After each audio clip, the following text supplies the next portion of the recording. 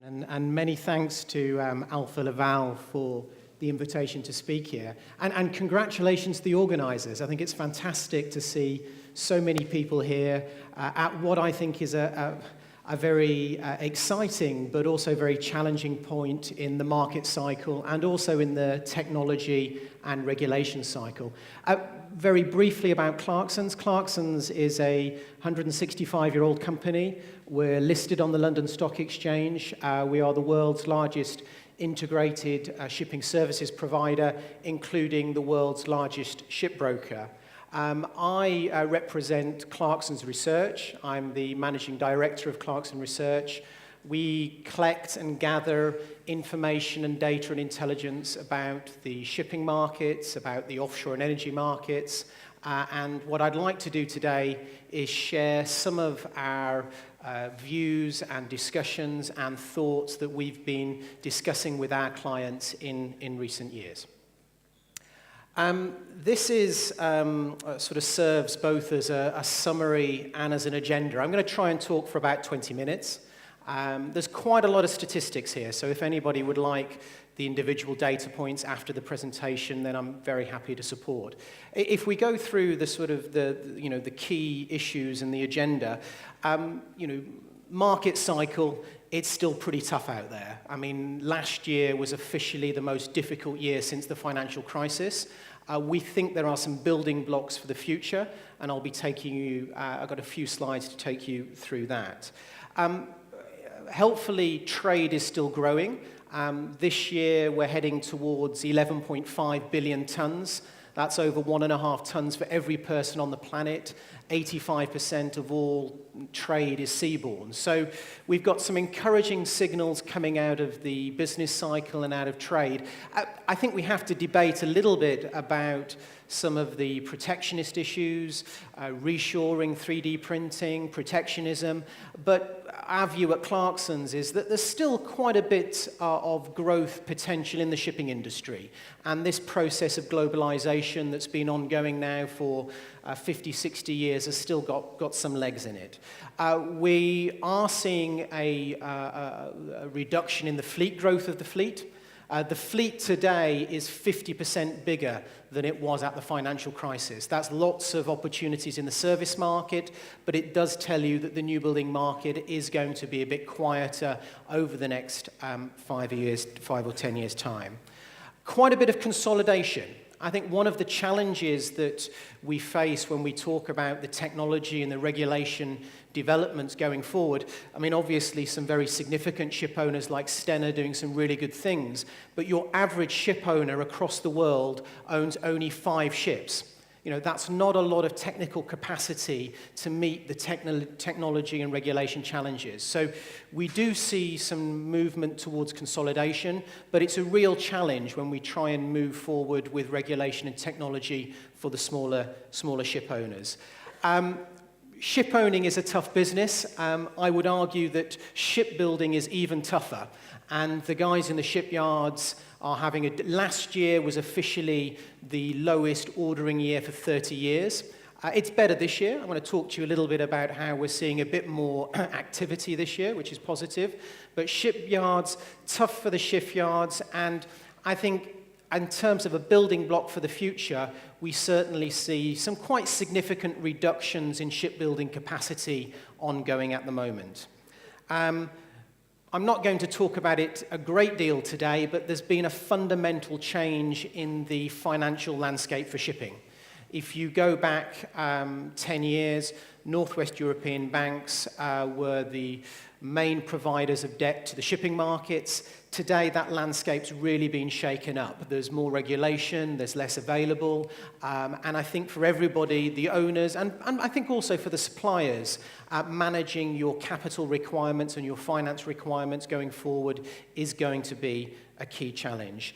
The regulatory agenda is, in my view, absolutely accelerating. I think we've seen what's happened with Trump and the Paris Accord, but I very much believe that the regulation agenda is accelerating, and shipping has to clean up its act a little bit. I think it's the politicians have decided globally that there is a long-term issue for shipping to deal with. And then finally, there is a huge amount going on with technology, and we're investing very heavily at Clarkson's. I know lots of people in this room are investing. So, but not without its challenges. And I think people, data, and the standardization of data, lots of challenges. So from our perspective, it's about still surviving the cycle. It's pretty tough out there, but it's also about planning for the recovery. And the information and the slides and the materials that I'm going to show you today are hopefully hung around those two concepts of surviving the cycle and planning for the recovery.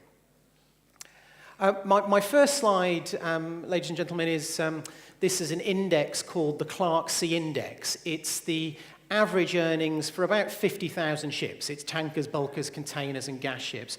And you can see, long periods where shipping hasn't been particularly profitable, an exceptional period in the 2000s. I mean, the amount of cash coming into our business during that period was absolutely tremendous.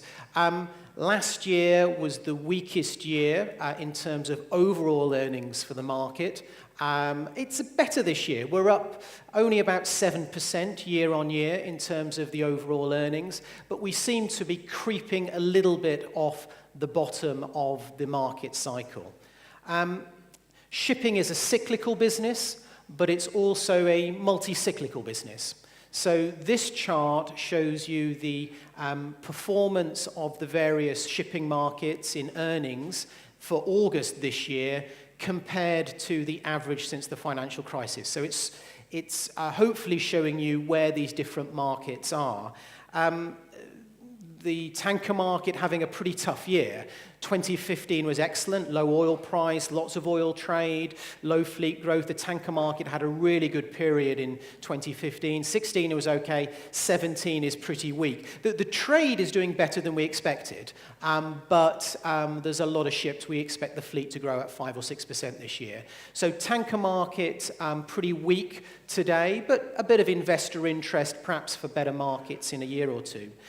The bulkers is the opposite. That sort of hit rock bottom about a year ago. Lots of investor interest. We've had a record year in terms of sale and purchase inquiry, and we're starting to see those rates move gradually above average. Containers, well, I think Hanjin and the bankruptcy there probably marked the absolute bottom of the market. We see some improvements already this year, particularly in the first quarter. And I think the liner companies have perhaps passed the bottom of the freight cycle for them. And we're quite cautiously optimistic about the small container ships and some of the requirements there. Car carriers is quite weak. Ro-ros, ferries, and cruise, probably the best market. In fact, we have a $50 billion order book for cruise ships around the world, and that market's really performing quite well. So cruise, ferry, and Ro-Pax are one of the best performing markets. Gas quite weak today, but in my view, a very good long-term market. I think most people are very positive about gas. And then finally, we have offshore, which I think structurally, I would say that offshore is probably the most challenged market that we work in. Rig utilization was down at 61, 62% at the start of the year. It's actually back up to 65% today, but I think the structural challenges and the fact that we have over 30% of support vessels and rigs laid up, whereas in the shipping world, we perhaps had 1 or 2% on bulkers. It's structurally more challenged.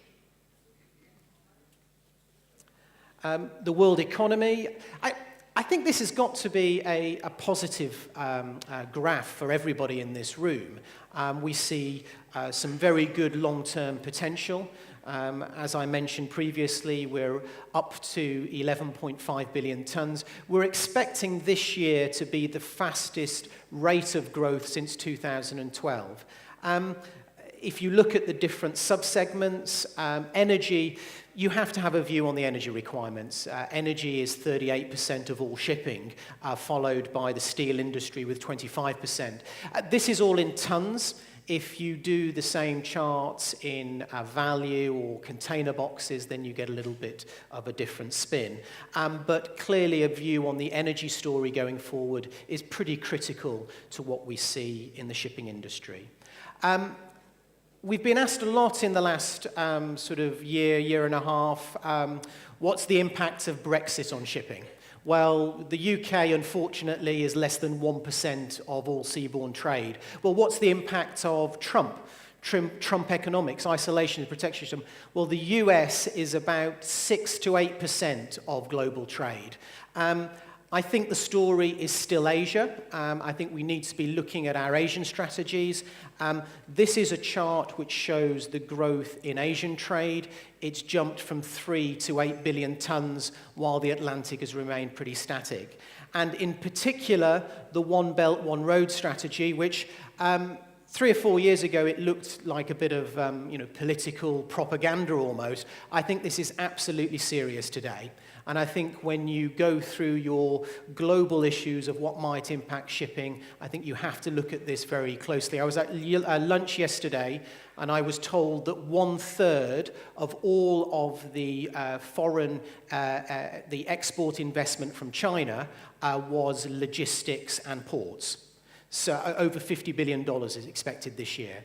So there is a huge amount going into this policy.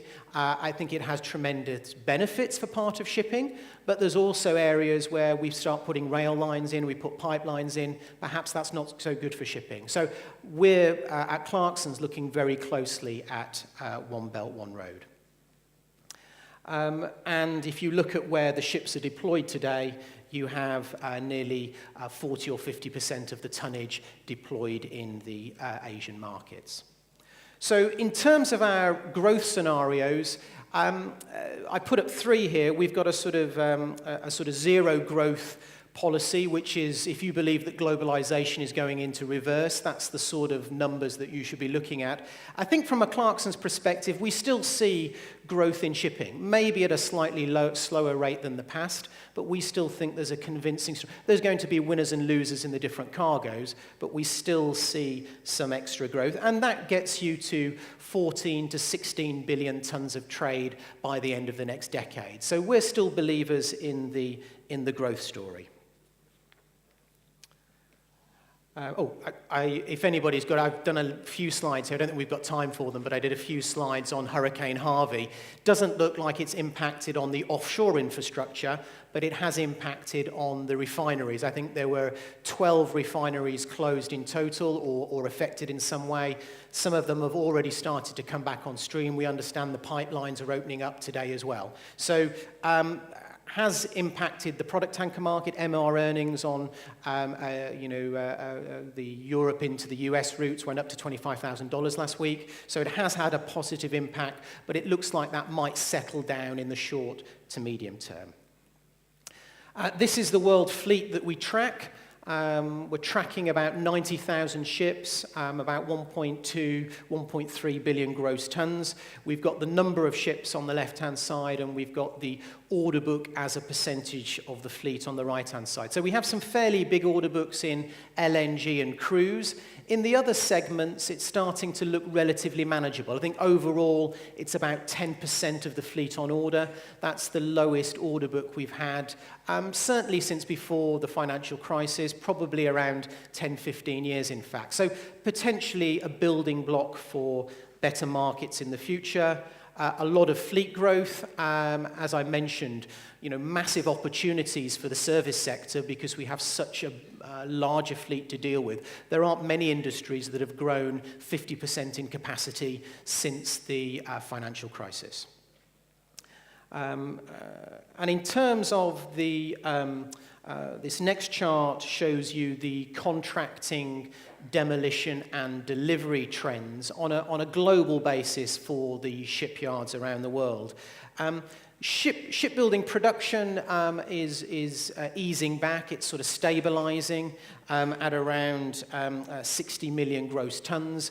Demolition down a little bit this year, particularly on the bulk carrier side. It's up on the tankers. And contracting, after a very weak year last year, has started to pick up a little bit. Our forecast of where the fleet might get to, I think having had this very strong period of fleet growth where the fleet has been growing at 8 or 9%, we're now envisaging a much more moderate fleet growth. And so our expectations are that the fleet will grow at 2 to 3% over the next 10 years. And that gets us to a fleet of around 1.5 billion gross tons, again, by the end of the next decade. So still growth here, but at more mature rates. It's difficult to envisage the sort of growth that we had right at the peak of the market. Shipbuilding-wise, well, as we know, it's very much an Asian story. We've got 80 to 90% of the volume production there. Europe has stabilized. Europe has stabilized, outputting around 2.5 million compensated gross tons. That's really because the cruise market has come in very strongly. We know the Chinese want to build cruise, and I'm sure will build cruise, but I think that's some distance away in any meaningful capacity. And so Europe's position in the cruise market and the good order book there has meant that European production has stabilized. The Koreans actually delivered more tonnage last year because they had a better delivery record on containers and big tankers. A lot of delays at the Chinese shipyards on bulk carriers. We think that will reverse again and that the Chinese will again become the market lead during the course of this year. We know also, incidentally, that the Chinese are really gearing up on the marine equipment side. Mainly Made in China 2025 is very much central to their plan. We're seeing shipbuilding capacity reduce. We think there's been around a 30% reduction in shipbuilding capacity since the financial crisis. We think there's possibly another 20 to 30% to go, in fact. This is a chart of the number of shipyards taking a new building contract each year. And as you can see, we've dropped from nearly 700 active shipyards. Last year, we had about 140. I think we've had about 80 to 90 so far this year. So shipbuilding capacity looks like it's going to reduce again. It may not. We may get a lot of government support. We may get a lot of speculative investment. But I think our Clarkson's view is that this shipbuilding capacity is reducing, which is painful for the shipyards, but is a better building block for the future. Investment-wise, well, the good news for suppliers is we're about 30% up in the number of ships being ordered this year. We're about 60% up in terms of the value of ships. Last year, really dominated by the cruise, the ferry, the RoPax. We had some of the VLOCs ordered in China, but generally a very weak year last year. As I said, the lowest ordering year for 30 years. This year, we're seeing more investment in tankers. We had a big run on VLCCs earlier in the year. We're seeing some investment coming back into the market on bulk carrier new buildings. Containers has been slow. We still think there is a case for small container ships being ordered and perhaps some requirements at the very big end. But generally speaking, the container market has been a little bit slow. Some interesting developments on the offshore side related to FLNG, FSRU, and FPSO. I would say the production FID has been a little bit more active during the course of this year than we saw last year. Ownership, well, Europe has done a really good job of hanging on to the ownership share. We have about 42% of owners of tonnage owned in Europe. The Asians were growing very strongly. They're up to about 35, 36. I think I did a session with the European Commission earlier in the year, and we were saying to them, be very watchful of the ship owning position. I mean, the European owners have done very well, but be careful. And also be very careful about your marine equipment position, which is very strong here in Europe today, but we do know that the Chinese are going to attack that market very strongly. The Greeks are the number one, Japanese number two. The Germans have been the big losers in terms of market share in the last 5 or 6 years. Over half of the ship owners are still private. So half of the world's tonnage is still owned by private ship owners. Regulation, I think the previous talkers mentioned the regulation. This is quite a detailed timeline of how the regulatory story is accelerating. I think my view is that, as I mentioned earlier, that the regulatory agenda is accelerating. We've had 2 very interesting IMO meetings. We had an IMO meeting a year ago where both the Ballast Water Convention and the Sulfur 2020 cap were introduced. We had a relaxation of those regulations in the last meeting, but also a roadmap for monitoring with a view to setting targets for carbon. So I think the IMO is gearing up as a body. It realizes that it needs to act, otherwise Europe may go alone. And I think for shipping globally, we really do need to maintain our global standards rather than regional standards if we can. The challenge, of course, for ship owners is the timing and the technology.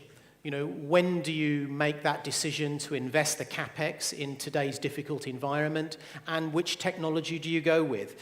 The uptake in a lot of these are some numbers for SOx scrubbers, LNG capable, LNG ready, ballast water, and a couple of other environmental technologies. The uptake within the fleet is quite small, but we do know that it is slowly and gradually increasing. And of course, the ballast water is been a very high-profile one. We estimate around 5,000 ships in the world fleet are today fitted with ballast water systems, and we think that as we go through this process, we'll need to retrofit another 25 to 30,000, and we'll need to add another 2,000 new builds each year. So timing and technology again. This is a chart of the value of ships at different ages, the estimated cost of ballast water, the survey, and the scrap cost. So these are the sort of decisions that ship owners are having to make all the time in relation to the economics of taking up technology that deals with these important issues. Global shipping OPEX is around $100 billion today, a year, and half of that is wages.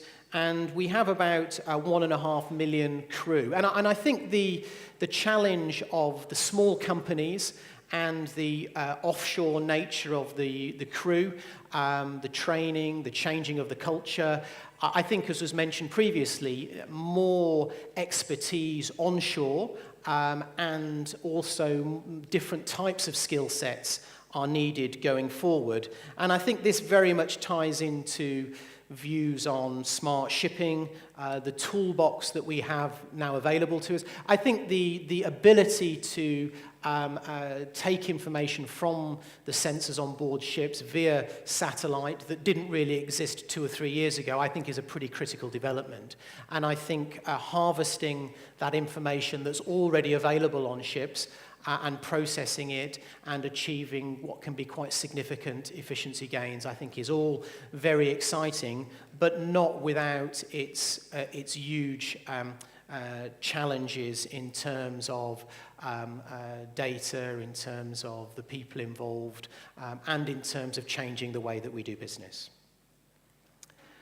So ladies and gentlemen, that's my very quick canter through. I appreciate there's lots of material there. I think from our perspective, I put up some projections that suggest, we may be, adding 2 or 3 billion tons of trade in the next 10 years. If that happens, we'll probably need to invest $700 to $900 billion in new buildings over the next 10 years. That's 500 or 600 million gross tons. About half of that is replacing old ships, and about half of that is dealing with the growth in the market. So although the new building market is weak today, there's going to be lots of requirements over the next 10 years. And there's also a huge fleet to support that is 50% bigger than at the financial crisis. So I think, ladies and gentlemen, I'll leave you with surviving the cycle. and the opportunities for speculation, for supporting the niche markets like cruise, for dealing with regulation and the service market. And I'll leave you with planning for the recovery. And that will be new technologies, new regulation, and also new products, new clients, new customers, and lots of exciting challenges ahead. And I wish you good luck with your discussions over the next couple of days.